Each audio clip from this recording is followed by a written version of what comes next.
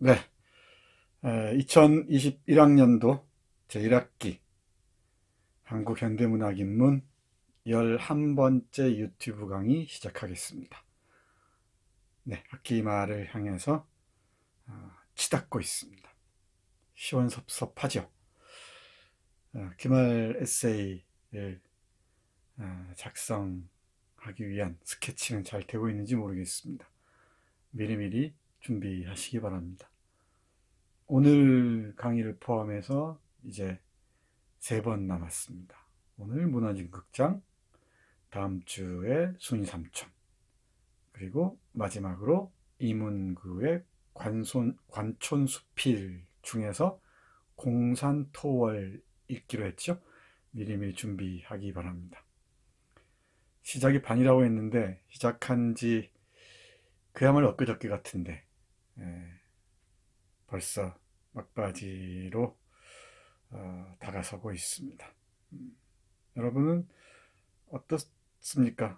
한 학기를 서서히 마감해가는 소감이 말이죠.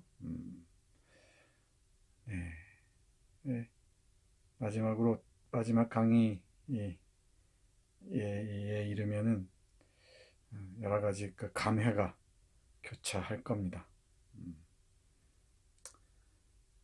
자, 그러면 오늘 박태순의 무너진 극장을 중심으로 60년대 문을 열었던 4.19 혁명 얘기 해보겠습니다. 문학의 형식적, 미학적 특징을 공부하는 것도 중요하죠. 소설이란 분명히 예술이니까, 언어 예술이니까. 동시에 이 소설이 담아내고 있는 그 내용, 메시지도 중요합니다. 어떤 것이 더 중요하고 어떤 것이 덜 중요하다고 얘기할 수는 없습니다. 형식과 내용은 동전의 양면처럼 밀접한 관련이 있습니다. 그런데 이 박대순의 무너진 극장은 아무래도 내용의 측면에 주목해야 할 것 같습니다.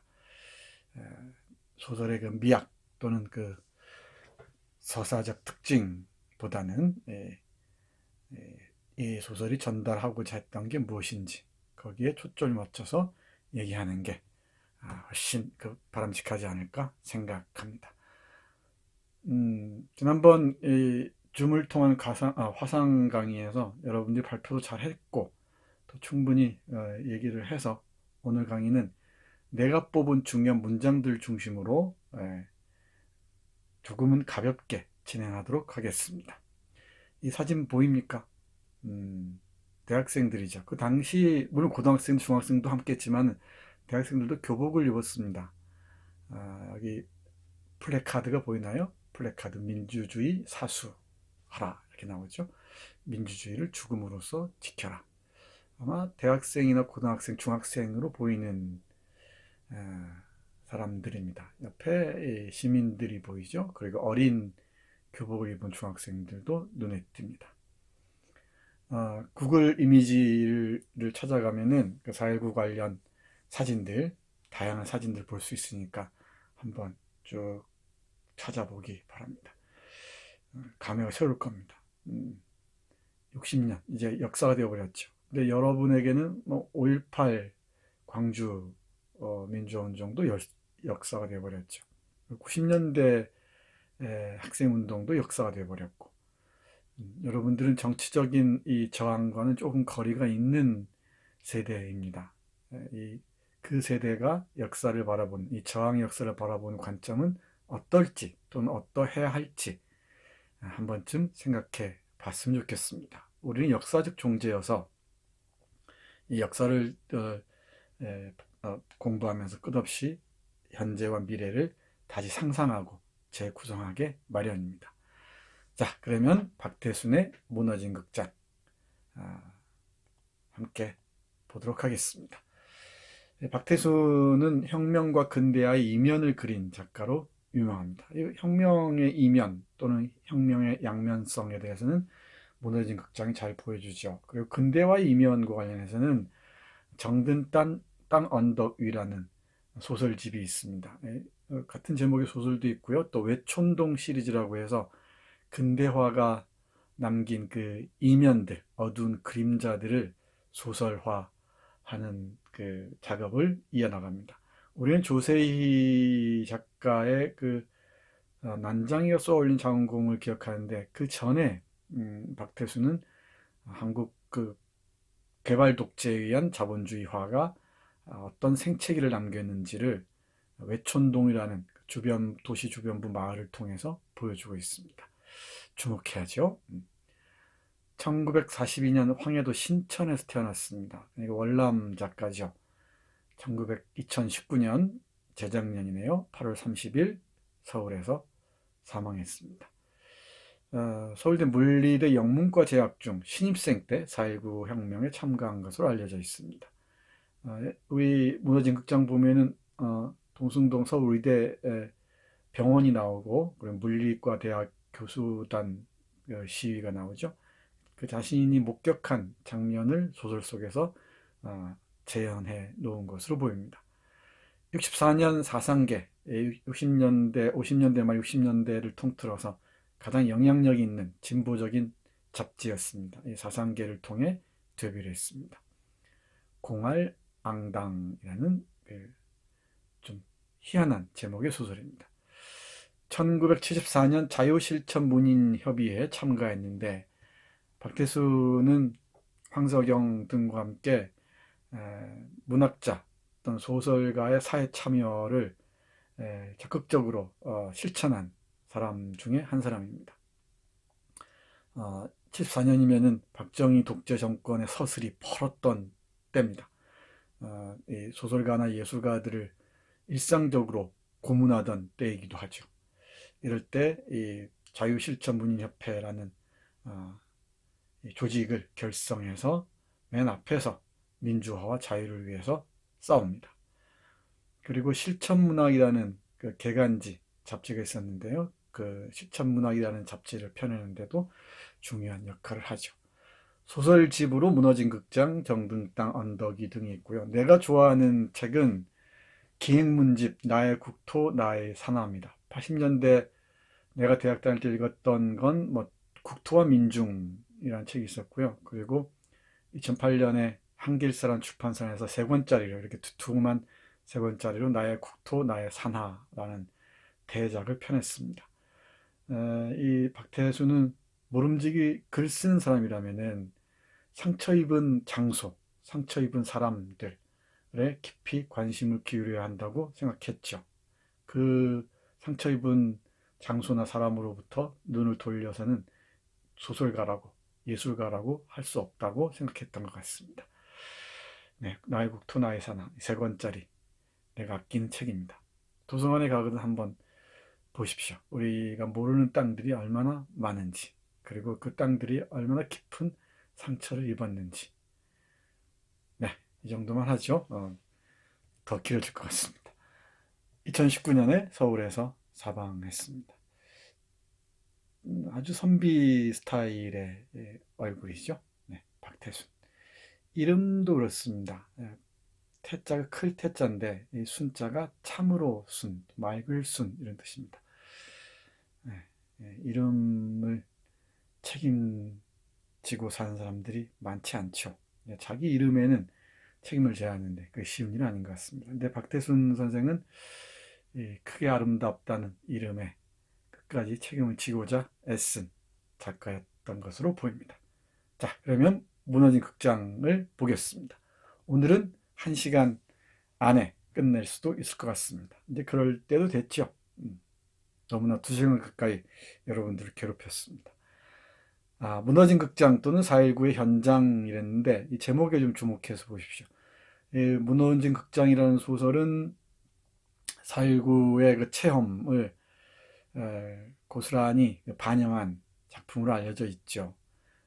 이 망우리 공동묘지에서 시작해서 서울대학 병원의 그 헌혈의 줄들, 그 혼수라는 친구가 병원에 입원했었죠. 또 평길이 무덤을 찾는 장면도 있네요. 그리고 술집에서의 얘기들, 그리고 이 극장, 그 무장대가 극장을 부수는 장면, 그리고 혼자 남아서 밤을 새는 그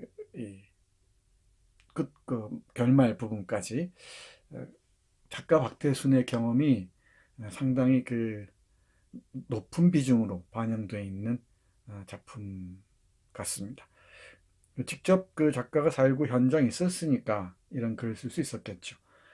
4.19가 낳은 작품들은 많은데 우리 얘기했듯이 나무들 비탈에서다나 광장 같은 게 그렇죠. 그리고 4.19 이후 민주화 분위기의 그 흐름 속에서 신동엽이나 김수영 같은 사람들도 좋은 시들을 많이 썼었죠. 물론 1년 후 5.16 쿠데타 세력에 의해서 이 민주주의 열망이 짓밟히고 김수영이 목매어서 외치듯이 민주주의가 쉽게 오지 않는다는 것을 배워서 알긴 했습니다만은, 그럼에도 이 시민혁명의 기억은 많은 사람들에게 깊은 인상을 남겼던 것 같습니다. 이 그 4.19가 나은 작품은 많다 그랬잖아요. 근데 4.19를 직접 그 현장의 모습을 그린 작품은 의외로 많지가 않습니다. 이 박태순의 무너진 극장이 소중한 이유는 그런 점이기도 하죠. 자신의 경험 또 목격을 생생하게 재현하고 있다는 점에서 4.19를 가감없이 볼 수 있는 소중한 텍스트가 아닌가 생각합니다. 이 작품이 쓰여진 게 1968년이죠. 4.19로부터 8년이 지난 시점입니다. 일정 정도 거리를 두고 4.19를 바라보고 있다는 점도 주목할 만합니다. 현장에서 바로 소설을 썼다면 더욱더 격렬했을 터고, 그리고 이 혁명에 대한 그 옹호랄까요? 긍정 쪽으로 기울었을 것 같습니다. 그런데 8년이라는 시차를 두고 4.19 현장을 그리다 보니까 균형 감각이랄까요? 일정 정도 그 반성적인, 성찰적인 그 시선으로 바라볼 수가 있었던 것이겠죠. 그 얘기도 우리가 화상 강의를 통해서 충분히 했다고 생각합니다. 자, 무너진 극장은 바로 4.19 현장을 그린 의미 있는 소중한 그 텍스트라는 점 기억하고 이 문장 읽어보겠습니다. 첫 문장입니다. 여러분들은 조금 어렵게 와닿을지도 몰라요. 이 정치 변혁의 소용돌이에서 부정부패, 권력의 타락, 그리고 시민에 대한 대대적인 저항, 역사 속에서 역사적 기억으로만 여러분들은 간접적으로 배워서 이게 와닿지 않을지도 모르겠습니다. 근데 또 상상을 통해서, 이게 상상력이라는 게 대단한 힘이죠. 상상력을 통해서 이 현장들을 여러분들이 머릿속에 또 떠올려 볼 수 있어야 되죠. 그게 문학 공부하는 여러분들의 책임이자 또 소명의식이기도 합니다. 상상력이 힘입니다. 이 상상력은 늘 과거, 역사 또는 기억을 참조하면서 현재와 미래를 새로운 방향으로 끌어갈 수 있도록 우리가 이 그림을 그리는 능력이기도 하죠. 현실에 바탕을 두지 않은 상상력은 허망하기 쉽습니다. 역사와 지금 여기 현재 그리고 미래를 아우르는 이 상상력, 이게 우리 인간을 더욱 인간답게 하는 의미 있는 힘이지 않을까, 그런 생각을 합니다. 우리가 소설을 읽는 것도 또 시를 읽는 것도 또는 예술을 감상하는 것도 상상력을 심화하고 확충하기 위해서죠. 상상력에 대해서는 우리 이제 남은 기간 동안 4년 동안 두고두고 여러 그 커리큘럼을 통해서 훈련을 하고 또 공부도 할 겁니다. 자, 여기 역사에 대해서 서술을 하는데 여러분들 상상력을 가동해서 어떤 일이 있었는지 한번 머릿속에 그려보시기 바랍니다. 1960년대에 접어들자마자 일어났던 4.19 사태에 대하여 우리가 갖는 정직한 느낌은 과연 무엇이었을까? 이른바 4.19 세대의 느낌이죠. 황동규의 희미한 옛사랑의 그림자 같은 이 4.19를 모티프로 한 시들도 많이 있습니다. 그런 시들도 함께 찾아보는 게 무너진 극장을 입체적으로 읽을 수 있는 방법일 수 있겠죠. 그런 공부들은 여러분들 알아서 해야 됩니다. 그리고 유튜브에서 볼 수 있는 명동 극장 24부작 또 한번 꼭 보시고요. 명동 백작이죠. 명동 백작도 한번 꼭 보시고, 이게 여러분들이 소설이나 시들을 훨씬 그 생생하게 볼 수 있는 방법이라니까. 자, 계속 보죠. 우리는 그것을 알지 못했다. 때는 바야흐로 비상시국이었으며, 참 비상시국이라는 거 많았습니다. 비상계엄이었고요. 비상이란 말은 상시적이지 않다는 얘기죠. 일상적이지 않다는 얘기입니다. 늘 이 군인들이 정치에 개입하고 시민들의 삶에 개입했습니다. 우리 극장에 들어온 군인들의 모습을 지켜보는 나의 시선 기억나죠? 바야흐로 비상시국이었으며 1차 모든 기성의 질서들이 무시되는 혼란의 시기였다. 1차적으로 모든 기존의 질서들이 무시되는 혼란의 시기이기도 했습니다. 오도된 질서에 대한 반발이, 오도, 잘못 이끌린, 잘못된 방향으로 나아가는 이런 뜻이죠. 잘못된 방향으로 나아가는 질서에 대한 반발이 극심하게 표현되었던 시기였다. 기성 질서의 테두리 속에서 비겁한 안정을 꾀하던 지배자층의 총알에 맞아 많은 사람이 죽었습니다. 정말 많은 사람이 죽었죠. 200명 가까이 죽은 것으로 알고 있는데 내 기억이 정확한지 모르겠습니다. 이것도 확인해 보기 바랍니다.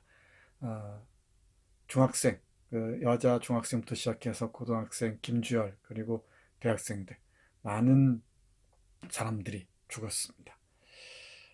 우리는 미얀마의 쿠데타에 이어지는 그 시민 학살을 먼 남의 나라 얘기로 소문처럼 듣곤 하죠. 그런데 우리 역사가 바로 그러했습니다.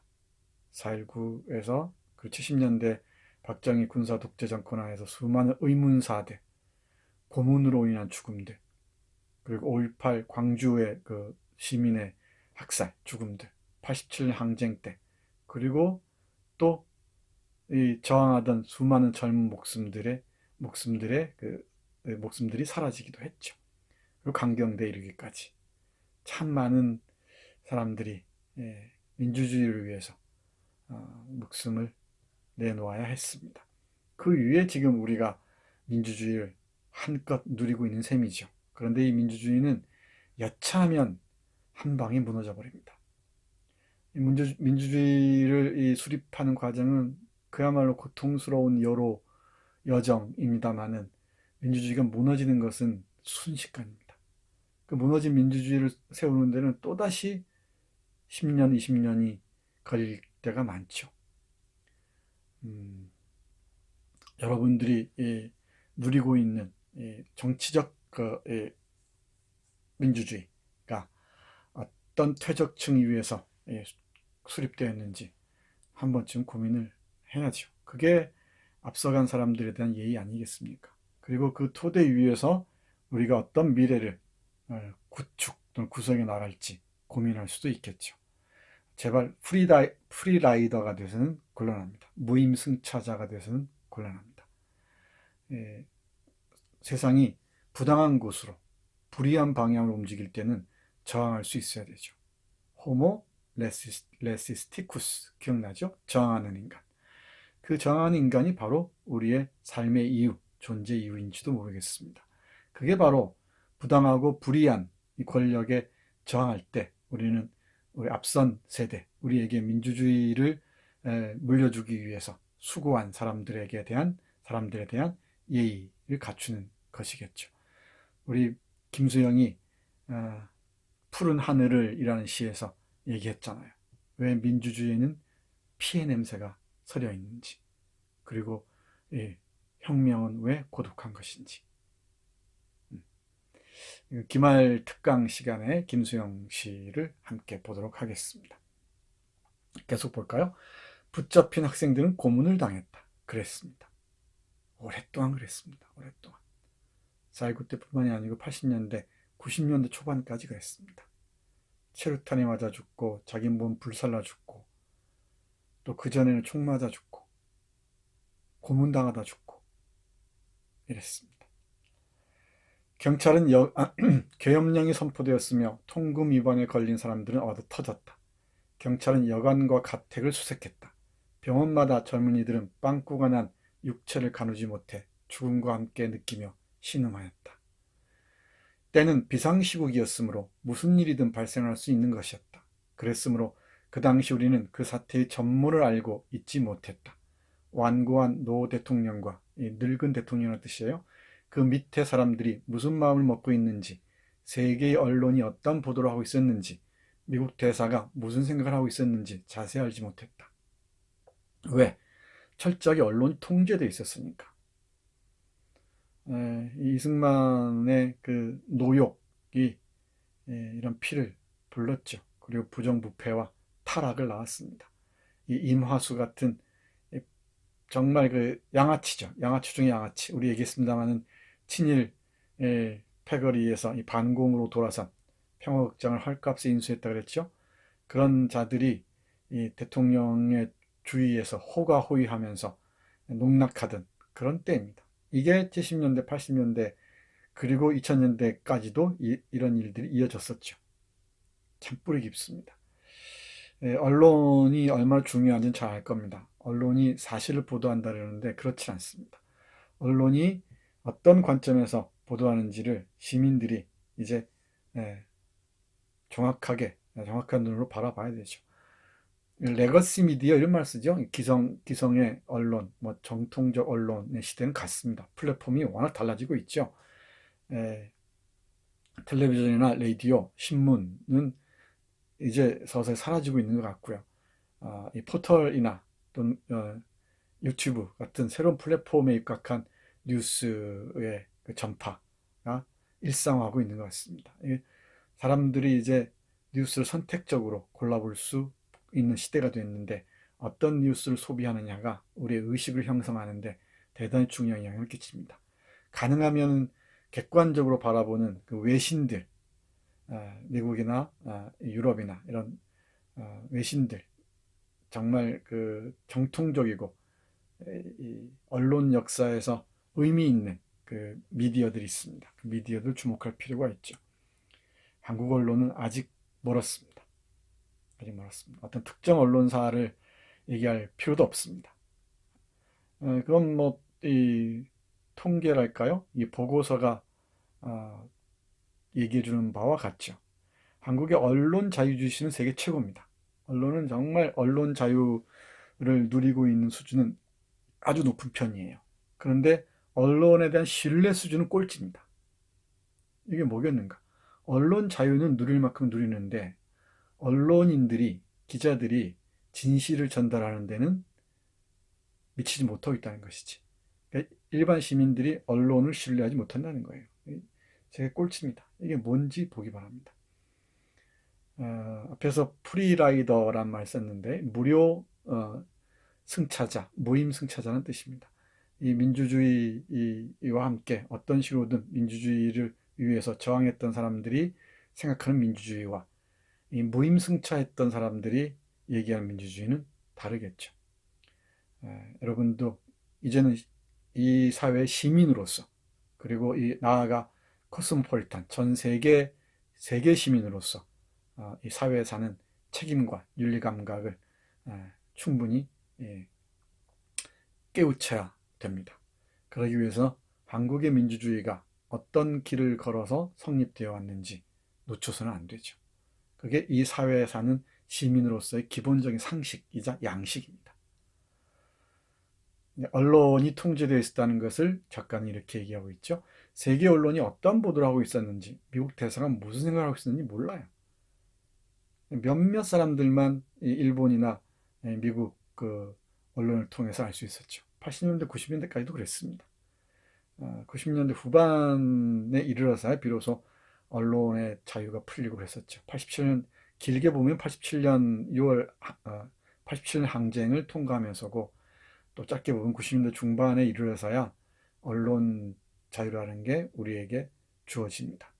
근데 언론 자유가 또 자칫하면 자본에 휘둘릴 수가 있다는 것도 주목해야겠죠. 최종적으로 가장 위험한 이 지점은 바로 자본입니다. 자본. 돈의 유혹이죠. 이 얘기도 여러 차례 내가 했습니다. 돈의 유혹에 이끌리지 않고 자신의 삶, 실존적 자신의 삶을 사랑할 수 있는 사람이 얼마나 있을까? 그 자신의 삶을 사랑하고 자신의 그 인생에 대해서 이해를 다하기 위해서 우리는 문학 공부를 하고 인문학에 대한 깊은 관심을 기울이는지도 모릅니다. 돈으로 모든 게 된다면, 물질적인 게 모든 게 우리를 감당해 준다면은 이런 얘기 할 필요 없죠. 자, 계속 보겠습니다. 더욱이 외아들을 죽이고 만 상평길의 아버지 심정이 어떠했는지, 마포 형무소에 끌려 들어간 우리 친구들이 어떤 상념에 빠져 있었는지 알지 못했다. 몰랐어요. 지도새도 모르게 잡아가고 죽이고 했으니까. 그 수많은 고통 위에 수립된 그 민주주의 체제에서 우리는 지금 살고 있다는 것 잊지 않았으면 좋겠습니다. 그게 시작이었습니다. 전쟁이 끝난 지 7년 만에 터진 4.19. 이게 시민혁명의 신호탄이었죠. 그리고 그 후로 오랫동안 70년대 박정희 독재 체제하에서 아주 집요한 투쟁과 저항들, 그리고 80년 서울의 봄과 광주 민주화운동, 87년 6월 항쟁, 그리고 91년 투쟁들, 그리고 촛불혁명들, 이런 과정들, 촛불 시위들, 촛불혁명들, 이런 과정들을 통해서 민주주의를 어떤 식으로 지키려고 시민들이 나섰었죠. 이건 세계의 역사가 기록하고 있는 바와 같습니다. 이걸 부정하는 사람들도 우리 사회에 없지 않습니다. 우리 사회가 우리하고 생각이 똑같으리라는 생각하시면 곤란합니다. 우리의 이 동지들은 의외로 밖에 더 많이 있을 수도 있습니다. 그런 점에서 우리는 한국 사회에 살고 있으면서도 동시에 세계 시민으로서의 감각을 놓치면 안 됩니다. 이제 여러분들은 학생을 가거나 또는 뭐 연수를 가거나 외국을 경험할 기회가 많이 있을 겁니다. 이 코로나 상황이 일단락 되면은 여러분들에게 세계 곳곳으로 나갈 기회가 다가올 거예요. 뭐 교환학생도 있고요. 또 우리 선거 글로벌 프로젝트도 있고요. 여러 가지 그 프로그램들이 있으니까 그걸 이용해서 외국을 많이 나갈 겁니다. 그리고 배낭여행도 많이 할 거고요. 그럴 때 이제 여러분들의 시야가 넓어지면서 내가 살고 있는 이 땅에 있는 사람보다 훨씬 그 외국에 있는 사람들과 친밀한 얘기를 할 수 있는 기회가 있을지도 모르겠습니다. 지금 3학년과 4학년 여러분 선배가 쓴 글에도 그런 얘기가 있어요. 우리는 가까이 우리와 피줄이 뭐 비슷하고 피부색이 비슷하고 언어가 비슷하고 문화가 비슷하다고 해서 한국인들과 가까이 느끼는 것 같지만은 우리를 괴롭히고 고통스럽게 하는 사람들 대부분은 한국인들이에요. 외국인들에게 여러분들이 직접적인 피해를 입거나 어떤 공포나 두려움을 경험해 본 적이 있습니까? 대단히 그건 간접적인 경우죠. 해서 우리는 이 땅에 살고 있되 이 땅에 발을 딛고 있으면서도 동시에 코스모폴리탄으로서 세계 시민으로서의 감각과 윤리를 벼릴 수 있어야 됩니다. 날카롭게 갈 수 있어야 된다는 얘기죠. 됐죠? 4.19 현장을 그린 무너진 극장. 그 역사적인 그 흐름을 잠깐 봤습니다. 후진국 청춘의 표정. 이 후진국 청춘이라는 것을 강하게 인식하고 있었던 것 같습니다. 이 김수영의 시에서도 이런 그 상상들, 사유들은 곳곳에서 볼 수가 있죠.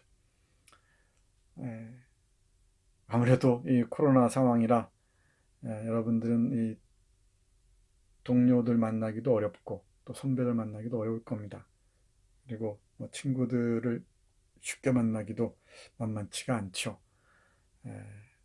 이 모름지기 대학을 다닌다면은 이른바 캠퍼스의 낭만도 있고요. 그리고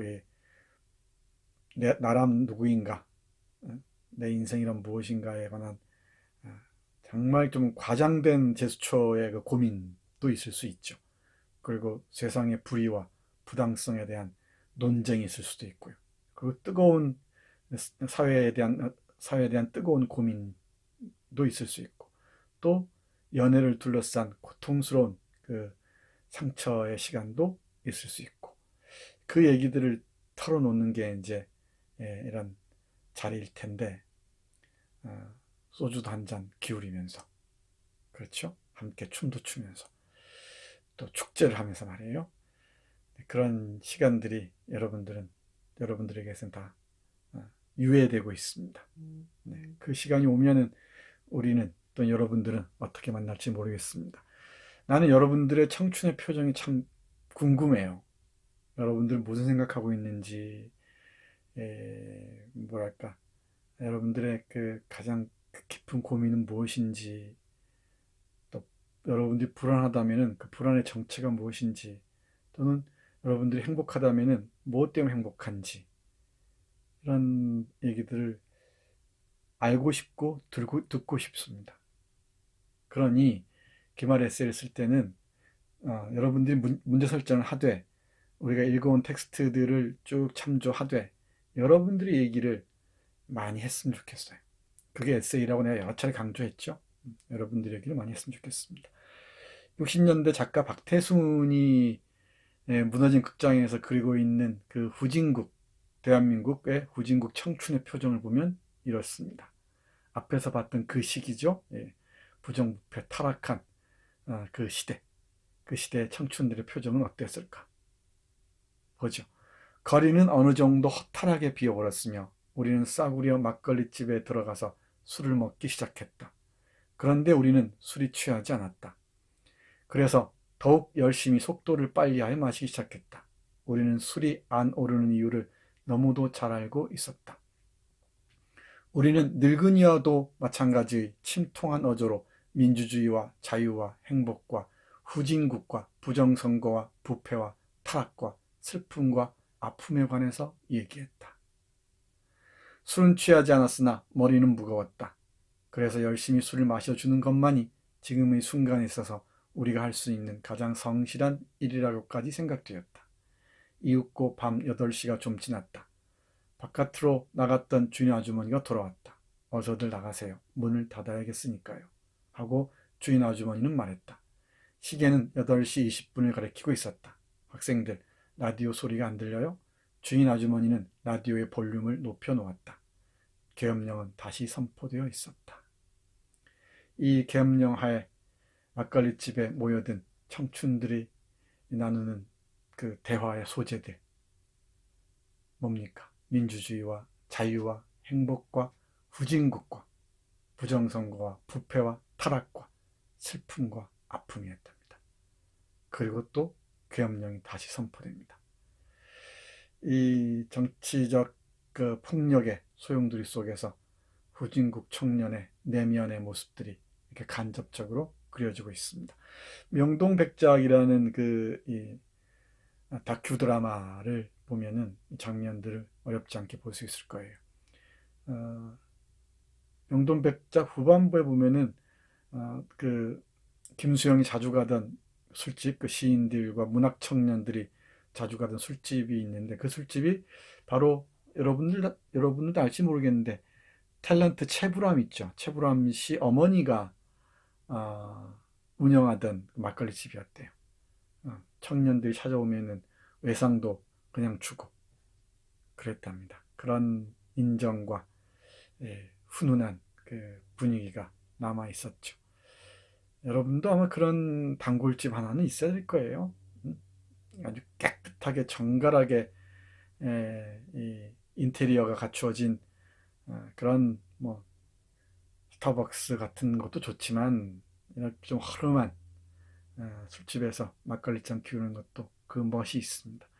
우리 학교 근처 이 정릉시장 쪽에 가면은 그런 집이 꽤 있습니다. 그 장소들 하나씩 마련해 보기 바랍니다. 내가 몇 년 전까지만 해도 2, 3년 전까지만 해도 우리 1학년들이 종강할 무렵이면은 을지로의 만선호프에서 만나서 맥주잔을 기울이곤 했었는데 새벽까지 2차, 3차를 가곤 했었는데 희미한 추억이 되어버렸습니다. 언젠가 여러분하고도 그럴 날이 있겠죠? 네, 여러분들의 청춘의 표정 어떻습니까? 60년대 작가 박태순이 그린 청춘의 표정은 이러했습니다. 작품에서 이런 걸 읽어내는 것도 흥미로워요. 자, 그 다음 보겠습니다. 왜 극장인가? 이 얘기도 화상 강의 때 상세하게 얘기했으니까 짧게만 얘기하겠습니다. 어, 나치의 그 히틀러가 라디오 연설을 통해서 독일 국민들의 이 감성을 장악했죠. 그리고 이 파시즘의 열정으로 휘몰아치게 했습니다. 그걸 기획한 사람이 바로 이 괴벨스라는 탁월한 그 선전선동가였습니다. 이 독재는 늘 이 미디어를 앞세우게 마련입니다. 이때 미디어라 하면 라디오, 신문 뭐 이것뿐만이 아니고 뭐 영화, 이 예술, 뮤지컬 다 포함하죠. 이 극장은 하나의 그 권력의 나팔수격이었다는 것이죠. 특히 임화수가 경영하던 이 평화극장이 그런 역할을 했던 것 같고요. 그리고 임화수는 방공예술단이니 뭐니 이런 걸 만들어서 이 친일을 방공으로 이 바꿔치면서 방공을 대대적으로 홍보하고 그리고 빨갱이 사냥을 직간접적으로 응원했던 사람이기도 하죠. 이 김희갑이라는 아주 걸출한 영화배우와 임화수의 그 다툼 같은 게 문제됐었습니다. 한번 찾아서 확인해 보십시오. 이렇게 이 정권의 나팔수 역할을 했던 게 임화수고 임화수의 둥지가 바로 평화극장이었습니다. 이 극장이라는 하나의 미디어를 통해서 이승만 권력이 유지됐다고 생각하는 것이겠죠. 극장을 왜 무너뜨려 했는가를 이해할 수 있을 것 같습니다. 이 북한의 경우가 바로 극장 국가를 한다 그랬죠. 다 미디어 전략을 통해서 노동신문이나 어떤 뭐 평양 중앙방송을 통해서 미디어 전략을 통해서 북한 인민들을 지배하고 세계에도 자신의 권력을 은폐하죠. 그러니까 이 극장에 연기되듯이 권력을 연기한다는 얘기입니다. 그러니까 이 연기한다는 말은 배우가 연기한다 할 때 연기하는 거예요. 그런 식입니다. 그러니까 독재 국가는 대극장 국가인 경우가 많아요. 이 미디어 정치가들이 직접 이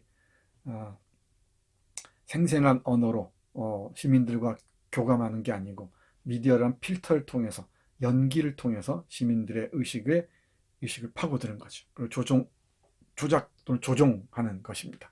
이 극장의 역할이랄까 기능을 이 정도로 이해해 두면은 왜 무너진 극장인가? 왜 데모대들이 극장으로 난입해서 다 극장을 산산이 무너뜨렸는가? 왜 파괴했는가를 알 수 있습니다. 그건 하나의 부패한 권력의 메타포, 은유로서 충분히 읽을 수가 있죠. 안 어렵죠? 네. 왜 극장인가 보겠습니다. 관람석은 갖가지 음향으로 꽉 차 있었다. 아래층, 2층이고 갈 것 없이 기괴한 삭막한 음향이 뒤엉겨 붙었다. 그것은 이 세상이 파괴되는 음향이었다. 음향은 일찍이 사람들이 몰려들어 구경을 하던 극장 안을 온통 삼켜버리고 말았다. 그래야 사람들의 집회장소였던 이곳의 질서의 음향을 깨뜨려버리는 것이었다. 질서의 음향, 지금 집회장소였던 이곳의 질서의 음향을 깨뜨려버리는 것이었다. 지금 데모들이 난입해서 파괴하는 것이죠. 그 다음 잘 보세요. 음향은 파괴될 필요가 있었는지도 모른다. 저 위선과 기만의 음성들, 레코드판처럼 똑같이 반복되었던 찬양의 소리, 속삭임 소리, 신음소리, 불평과 불만의 소리는 1차 깨뜨려질 까닭이 있었을 것이었다. 됐죠? 사람들은 정권 유지에 급급하여 제멋대로 부정을 자행하던 지도자들이 만들어 놓은 그러한 질서를 인정할 수가 없었는지도 모른다. 사람들은 부정부패의 한 상징인 이마수를 생각할 때 이 극장에 대한 질서를 허용하지 않는 것이었다. 극장에 대한 질서, 극장의 질서, 극장적 질서죠. 질서를 허용하지 않는 것이었다. 그리하여 그러니까 연기되는, 공연되는 질서죠. 이 독재적인 질서를 허용하지 않고자 하는 것이었죠. 그리하여 사람들은 이러한 파괴에서 묘한 쾌감조차 느끼고 있는 것이었으나 반면에 붕괴되고 있는 저 굉음의 대화에서는 어떤 본능적인 공포를 자극받았다. 그들은 공포를 느낄수록 더욱 집착하고 있는지도 모른다. 됐죠? 네. 공포를 느낄수록 더욱 집착하고 있는지 모른다. 이 정도면은 왜 극장인지, 왜 이마수가 운영하는 극장을 무너뜨려야 했는지 이해할 수 있을 겁니다. 그리고 하나 더, 이 극장이 바로 적산이었다 그랬죠. 일본인이 경영하는 극장을 헐값에 물려받았다는 점도 주목하기 바랍니다. 극장에서 어떤 권력이 자신들의 체제를 선전했는지, 여러분들은 낯설겠습니다만은 70년대, 80년대 LP 레코드를 보면은 건전가요라고 해서, 이름도 웃기죠. 건전가요라서 꼭 한 곡씩 넣어야 했어요. 그러니까 이 체제를 옹호하는 그런 노래들을 담아야 했습니다. 군가도 실려 있기도 했고요. 뭐 갖가지 유치한 노래들이 다 실려 있었습니다. 이건 어머니, 아버지 또는 연배가 많으신 외삼촌, 삼촌들에게 한번 여쭤보면은 금방 이해할 수 있을 겁니다. 희한한 시대였습니다. 자, 이런 극장, 왜 극장을 무너뜨려 했는지 주목하기 바랍니다. 극장의 메타포. 됐죠? 자, 그 다음 보겠습니다. 혁명은 바로 무질서, 파괴, 혼돈의 순간이죠. 혁명의 순간은 무질서의 순간이고 파괴의 순간이면서 혼돈의 순간입니다. 이 혁명의 순간이 환희와 이 엑스터시, 해방의 순간으로만 보면 안 되죠. 무질서이면서 파괴이면서 혼돈의 순간이기도 합니다. 당연하죠. 기성의 질서가 무너지니까. 이 혼돈이, 무질서가, 파괴가 두려워서 기존의 질서를 말없이 받아들인다는 것, 그건 노예 상태를 받아들인다는 것과 다르지 않습니다. 그래서 인류는 끊임없이 이 혁명과 반혁명의 그 사이클을 이어왔던 것이죠. 이 세계사를 배운다는 것, 특히 근대 세계사를 배운다는 것은 바로 혁명과 반혁명, 또는 질서와 무질서, 또는 파괴와 창조, 그죠? 이 사이클의 연속이라는 것을 알 수 있을 겁니다. 이 얘기도 화상 강의 때 많이 했으니까 짧게만 얘기하겠습니다. 아마 이것이야말로 사람들이 불만스러워할 때 막연히 느끼는 그런 방심 상태일는지도 모른다. 원시적이고 본능적인 무질서로의 해방 상태. 이 얘기는 우리 발표자가 명확하게 얘기를 했었죠. 이런 본능이야말로 최루탄을 맞으면서도 애써 진행시켜갔고 대열을 만들어갔던 데모의 다른 한쪽 면이 아니겠는가.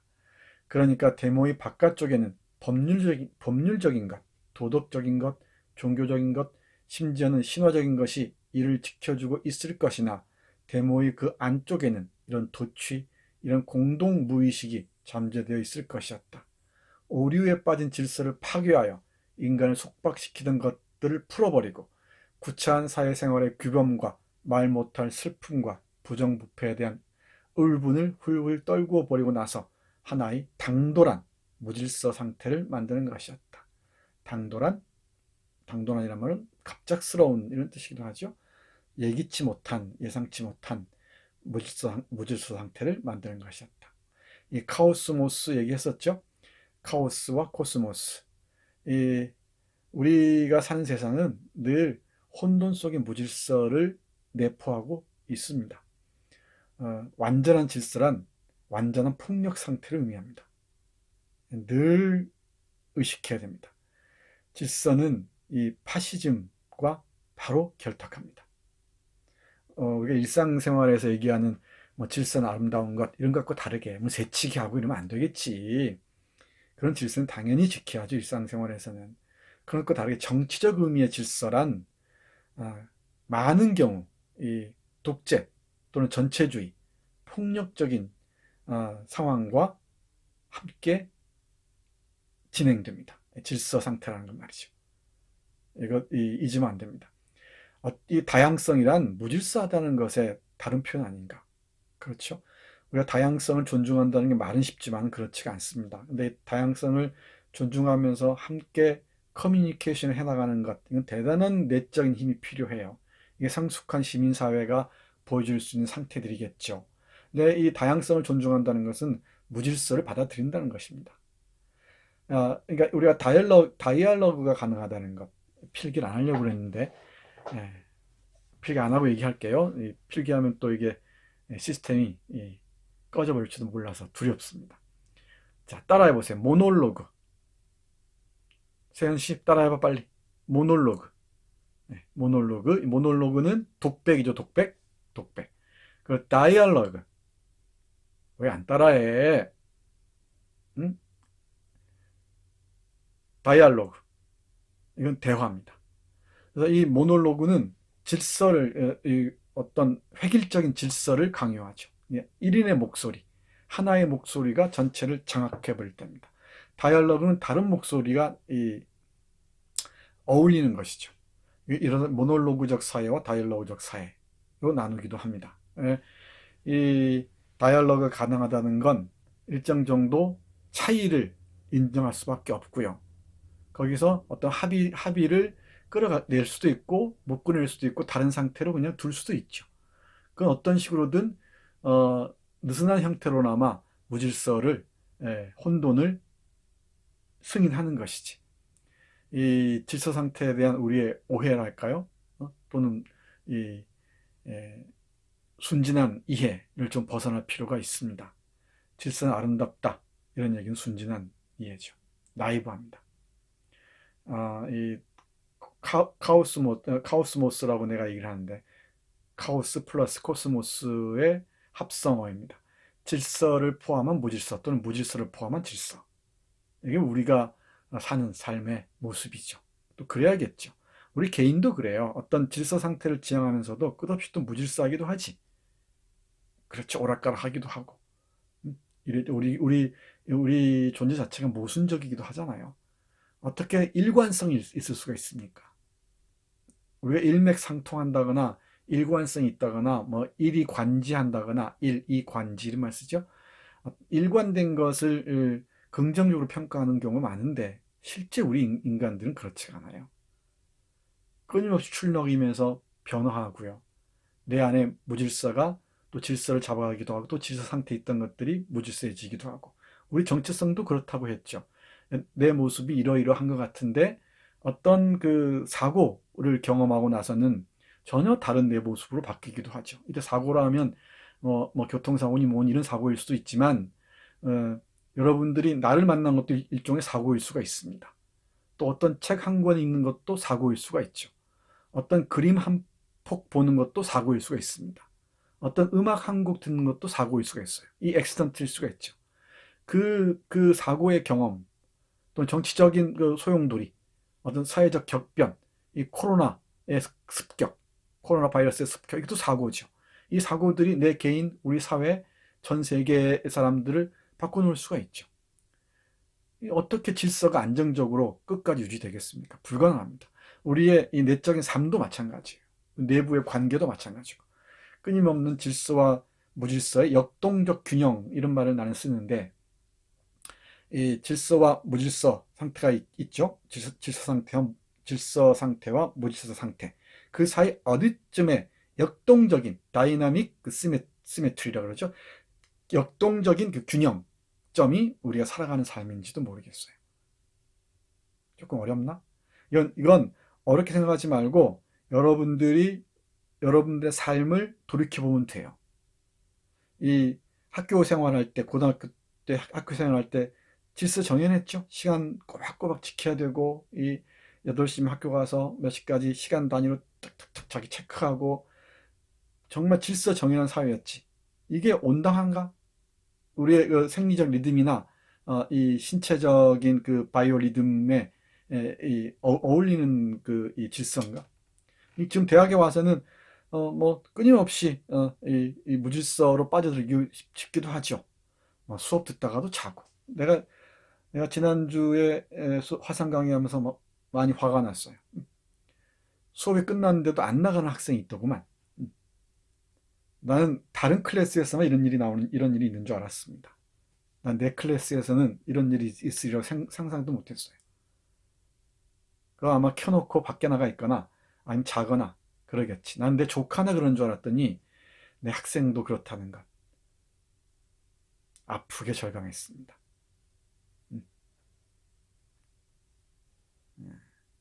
그러면 안 됩니다. 보이지 않는 곳에서 신뢰가 비대면 강의의 성패를 가늠한다 그랬잖아. 무슨 얘기하다 말았나. 음, 이런 무질서 상태들이 있죠. 여러분들의 이 하루 동안의 그 사이클을 보자면 얘기하는 거예요. 어느 쪽이 여러분들의 그 생리적 리듬, 바이오 리듬에 가까운 것 같습니까? 또는 어떤 그 멘탈 리듬과는 어떤 것 같아요. 근데 우리의 삶을 보면은 그러면서 또 일어나서 이러지 말아야지. 또 이게 이 맨손 체조도 하고 이런 그 간단한 산책도 하고 그러면서 또 질서를 찾기도 하지. 예, 또 하염없이 책도 안 읽고 게으르게 있다가 아니지. 또 책도 읽어야겠지.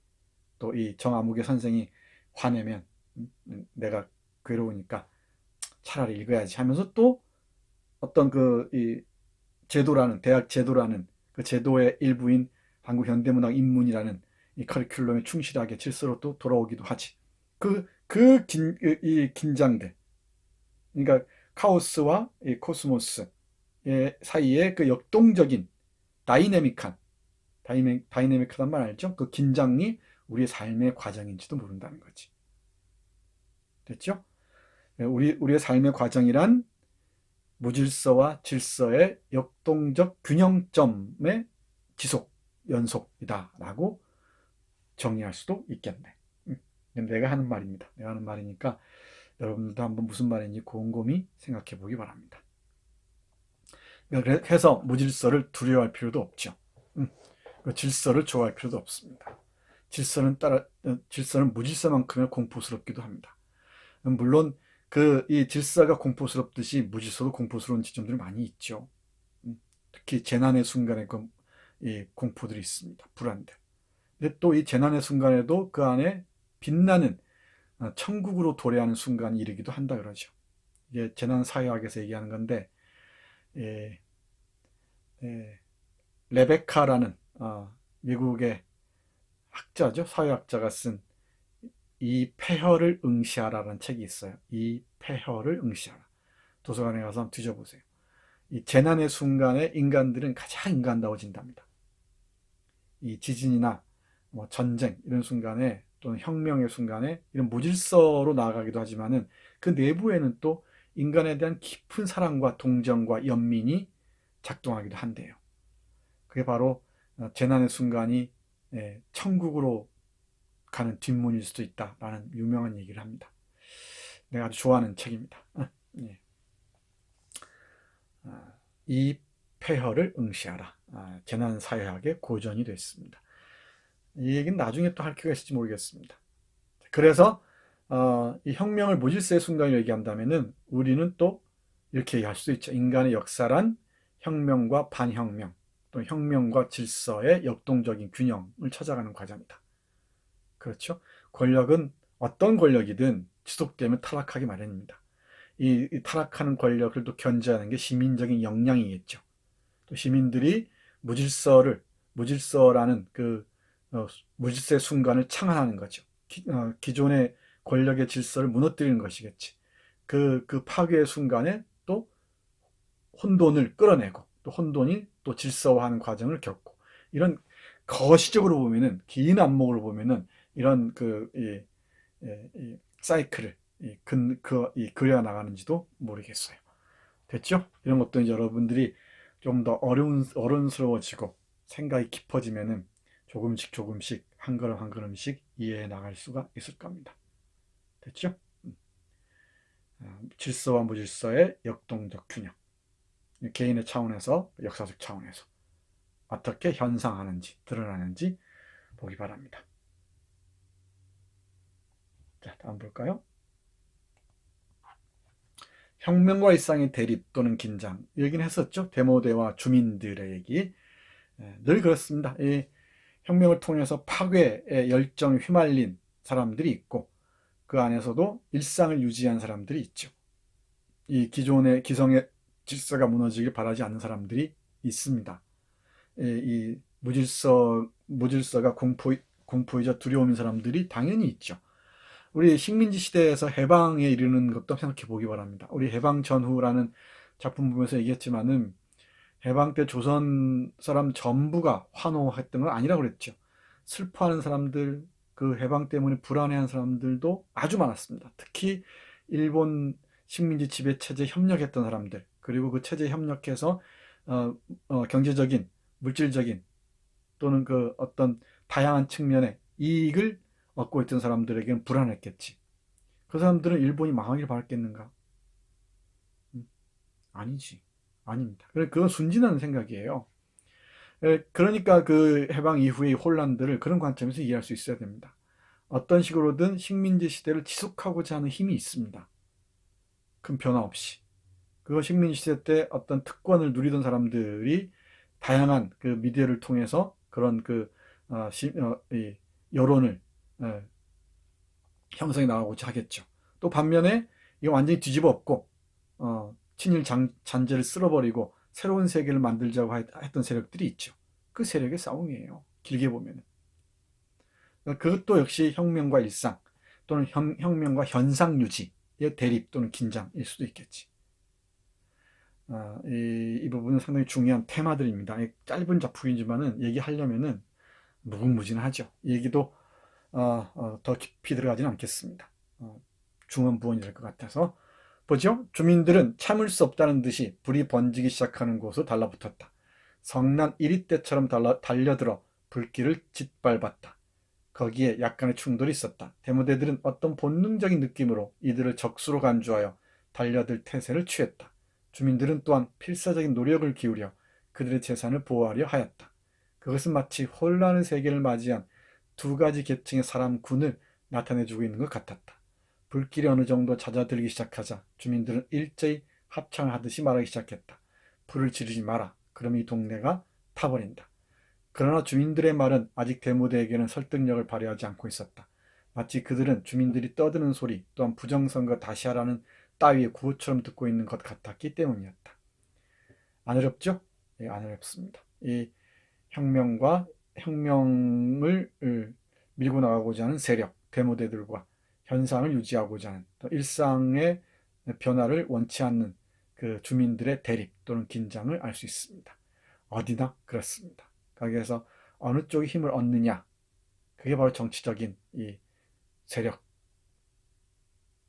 싸움이 되겠죠. 네, 여러분들이 조금 더 이 세상에 눈이 뜨이면은 이런 문장들이 확 들어올 겁니다. 그리고 그 사이에서 나는 어떤 포지션을 취할지 고민하게 될 거예요. 어느 쪽으로 내가 달려들지, 어느 지점에 서 있을지. 그때 결정적인 순간에 우리에게 선택의 타임이 옵니다. 그때 우리 실존적인 선택을 할 수 있어야 돼요. 그 선택의 순간에 우리는 순간을 후의 순간으로 남기지 않기 위해서 이렇게 공부하는지도 모릅니다. 우리의 삶을 사랑하는, 우리의 삶의 예의를 다하는 길이라고 생각하기 때문이겠죠. 자, 나의 시선 혹은 성찰의 시선. 여기 화자의 시선이 대단히 중요하죠. 고독한 시선입니다. 그리고 이 파괴의 순간으로부터 일정 정도 거리를 두고자 하는 시선. 앞에서 얘기했듯이 68년이라는 그 시점에 쓰여졌다 그랬죠. 4.19로부터 8년 지난 시점에서 좀 거리를 두고 4.19 혁명을 이제 관찰할 수 있었겠죠. 혁명이란 무엇인가를 긍정적인 지점과 부분적인 지점을 동시에 아우르면서 파악하고자 했죠.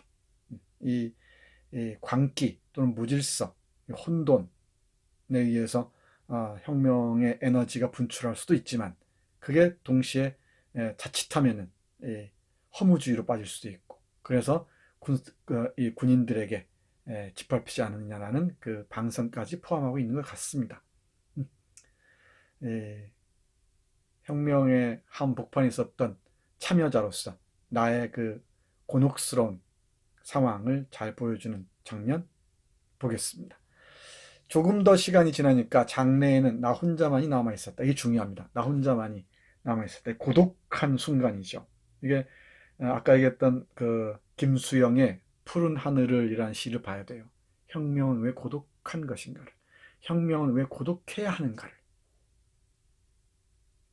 이 집단적으로 휩쓸려 있을 때와 거리를 두고 나 혼자 있을 때 그 고독의 시간에 혁명을 사유할 수 있어야 됩니다. 조금 어렵죠?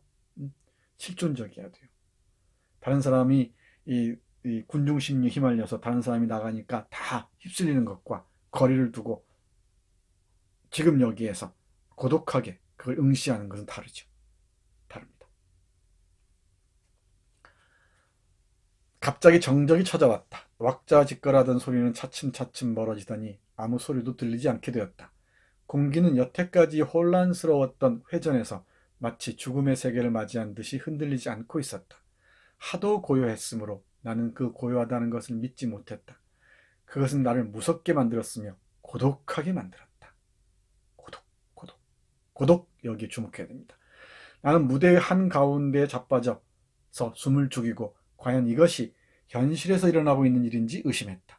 나는 전혀 꼼짝할 수가 없었고 오늘 밤에 일어난 여러 사건들이 감감하게 몽롱해져 와서 내가 과연 죽은 것이나 아닌가 생각하였다. 나는 비어버린 객석에 그 무거운 진념에 도저히 혼자 견뎌낼 자신을 잃었다.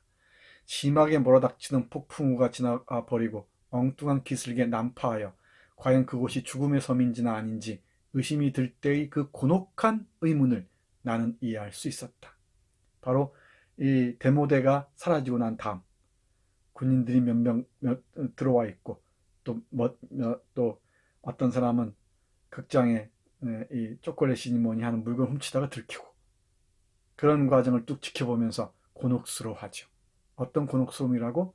폭풍우가 지나가버리고 엉뚱한 기슭에 난파한 어떤 사람이 그곳이 죽음의 섬인지 아닌지 의심할 때 그 곤혹스러움.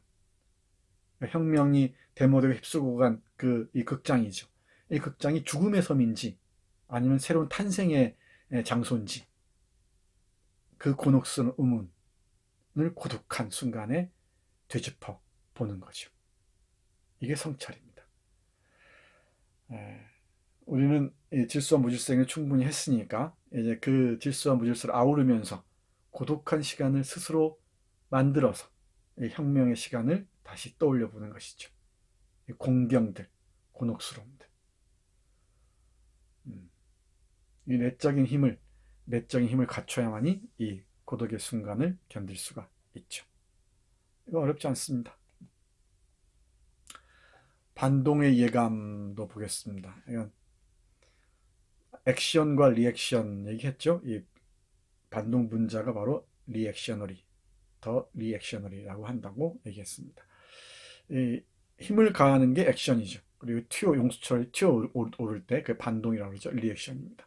혁명이 있으면 혁명에 저항하는 세력들이 있죠. 프랑스 혁명부터 쭉 있었다고 얘기했습니다. 프랑스 혁명과 테르미도르 반동, 그리고 나폴레옹 쿠데타, 나폴레옹의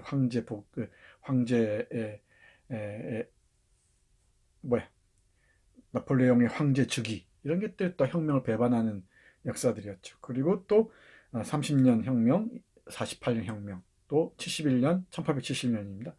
파리 코뮌까지 그런 역사들이 있습니다. 그 얘기를 우리 레 미제라블이라는 걸출한 소설에서 볼 수 있었죠.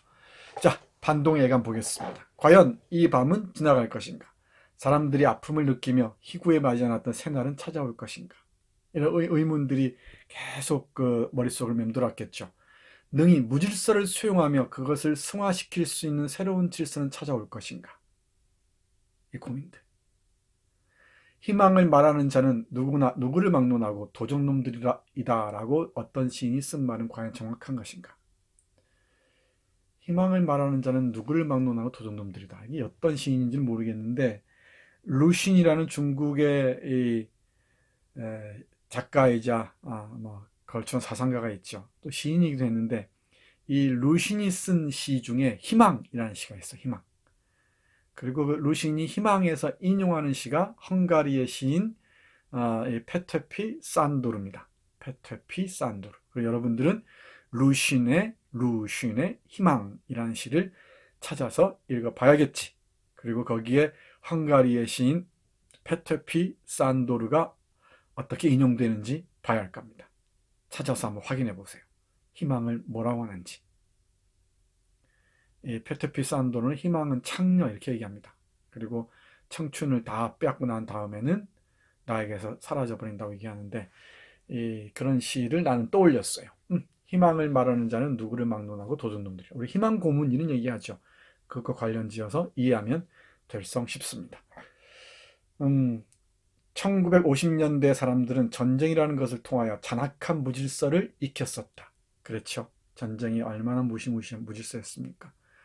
인간의 최소한의 인간에 대한 신뢰가 무너진 절망적인 순간이었죠. 우리 나무들 비탈에서다 기억나죠? 동족상잔의 비극이 어떤 것인지. 차라리 중국군에게 붙들렸으면 좋겠다고 얘기하는 김하사의 말 기억나죠? 계속 보죠. 그리고 1960년대로 넘어가는 이해에는 한국에 있어서 또 하나의 크나큰 변혁이 오고 있었다. 이 변혁을 정치적인 의미로만 해석해 버리기 이전에 사람들은 그들이 어째서 질서를 파괴하고 있는가를 깨닫게 될 것인가? 왜 질서를 파괴하고 있는가? 왜 이마수의 평화극장을 파괴했는가? 단순히 무질서를 위한 무질서였는가? 아니면 새로운 질서 또는 새로운 창조를 위한 무질서이자 파괴였는가? 이런 고민을 해야죠. 여러분들이 아래서 깨어 나온다면은, 대학생이 돼서 정말 새로운 나를 발견하고 한다면은 기존의 나의 모습은 깨야 될 거예요. 그 껍질들, 기존의 나를 감싸고 있었던 것들, 그걸 깨고 나오지 않으면은 여러분들은 여러분들의 새로운 모습들을 만나지 못할 겁니다. 그 깨는 고통이 있죠. 아픔이 있죠. 그게 고통스럽고 아프다고 해서 그 껍질 안에 계속 머물러 있다 보면은 뭐 그 안에 병아리로 깨지도 못한 채 그냥 그 알 속에 살아야 되지. 그렇죠? 새로운 질서, 새로운 창조를 위한 이 파괴일 수 있겠는가? 이것도 여러분의 실존적 고민과 맞물려 놓기 바랍니다.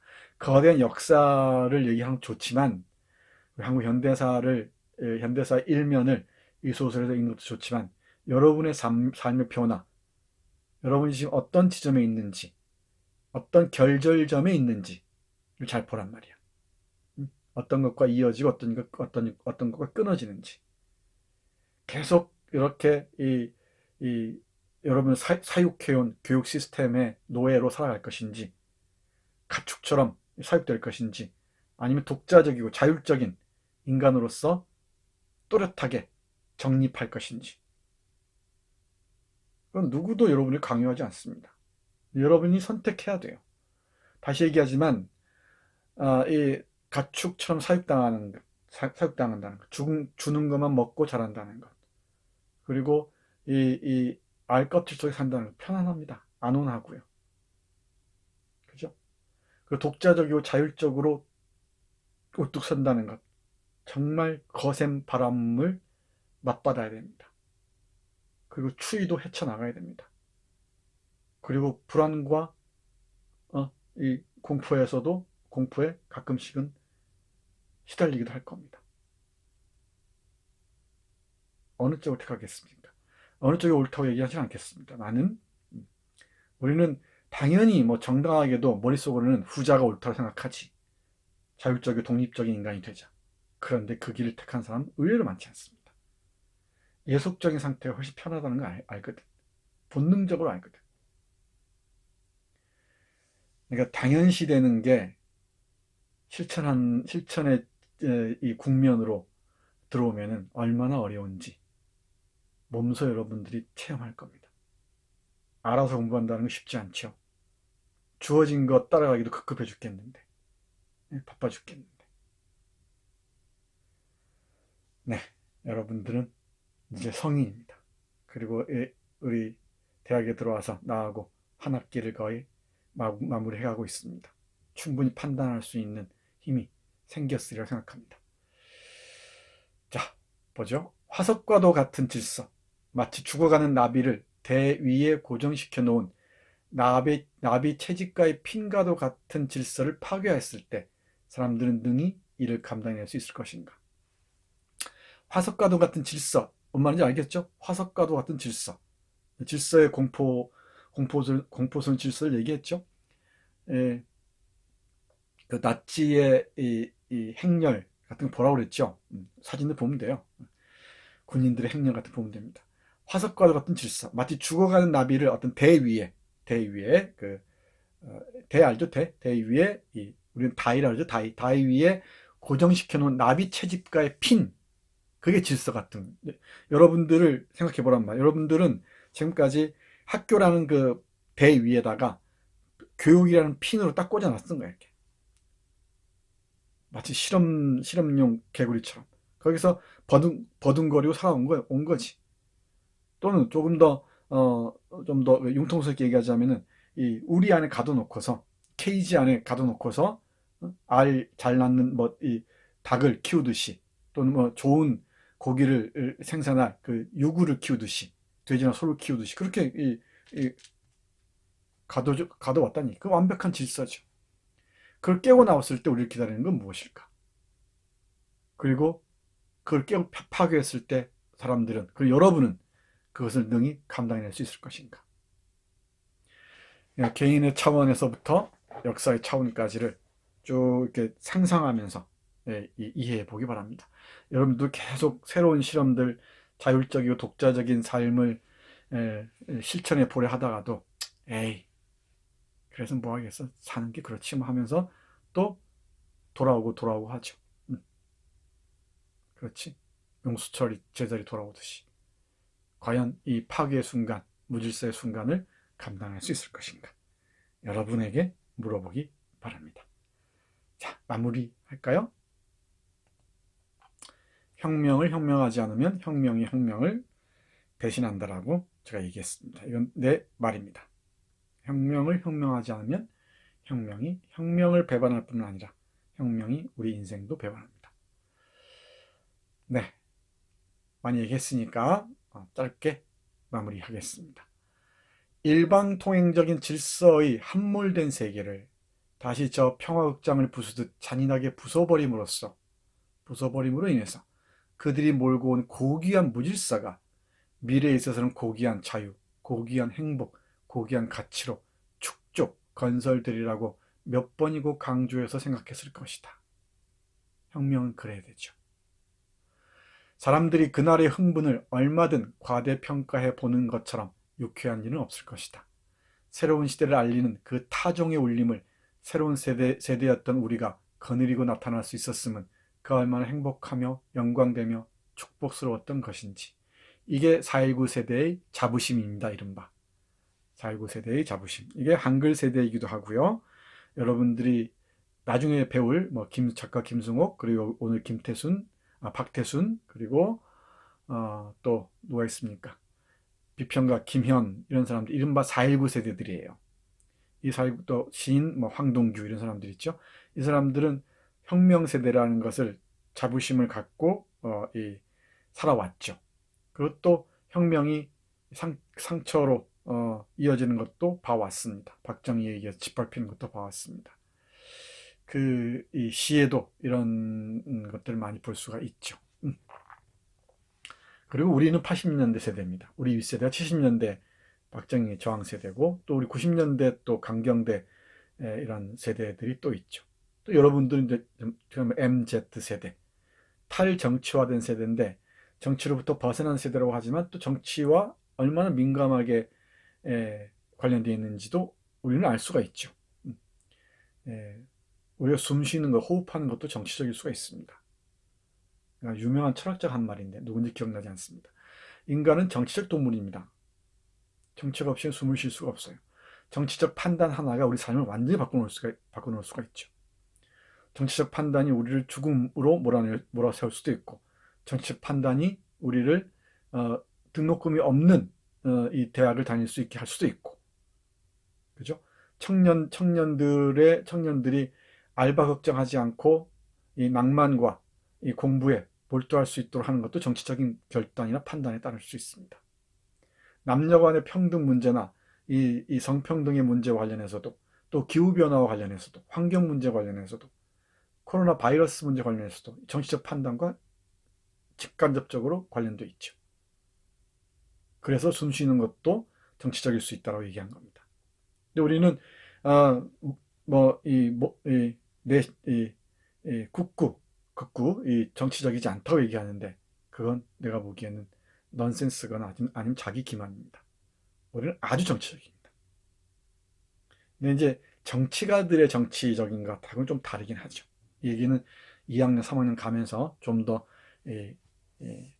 깊이 있는 소설들, 그렇다고 이번 학기 읽은 소설이 깊이가 없다는 얘기는 아닙니다만은 다양한 작품들 읽으면서 좀 더 심화해 나갈 기회가 있을 겁니다. 이런 고민들도 많이 해보기 바랍니다. 그러나, 이제 여기서 혁명의 긍정적인 또는 적극적인 의미를 얘기했고요. 그러나, 우리는 얼마 안 가서 어떤 철학자의 말처럼 한순간의 흥분을 너무 과대평가하여 기억하는 것의 무의미함을 어느덧 배우기 시작하였으며, 그리하여 우리가 힘들여 끌어올렸던 그 무질서의 위대한 형식이 역사성 속의 미아처럼 다만 한순간의 고립에 불과하고 말았다고 주장하는 세력이 여전히 의연히 버티고 있음을 보았다. 그러니까 혁명을 받아들이지 못하는 세력들, 또 혁명을 짓밟는 세력들, 반동의 세력들이 또 있다는 것도 알고 있는 거죠. 이게 혁명을 좀 더 거리를 두고 바라보는 시점을 확보했다는 의미겠죠. 그것은 마치 그날 밤에 우리가 이룩하였던 그 놀라운 긴장감의 파괴를 부정하고 모든 변혁과 가치를 부정하는 것처럼 보이는데, 물론 우리는 결코 속아 넘어가지 않을 뿐 아니라 혁명은 의연히 계속 진행 중임을 도리어 확인하는 것이다.